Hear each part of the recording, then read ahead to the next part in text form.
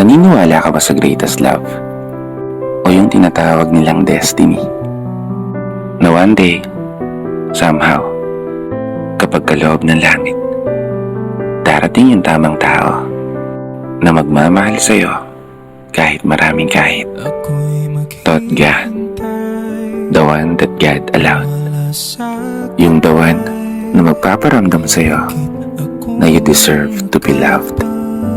At deserve mo rin ng itrato at alagahan ng tama. Isang uri ng pagmamahal na umaayon ng tadhana. Isang tamang tao na magpaparamdam at maghahatid ng saya sa umaga. Isang tao na magbabalik ng iyong gana at taong magiging kasangga at makakasama mong humarap sa mga problema.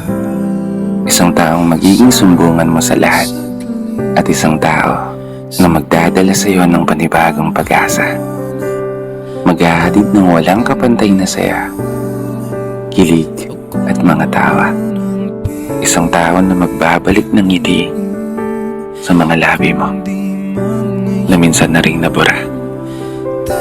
Isang taong mag-aalis ng lungkot na nagtatago sa puso na lagi mong daladala. Taong magpaparamdam sa iyo na sapat ka. Sapat na para mahalin ka ng tapat at totoo. Isang pagmamahal na pinapangarap mo. Isang tao na inilaan ng langit para mahalin ka nang hindi pinipilit.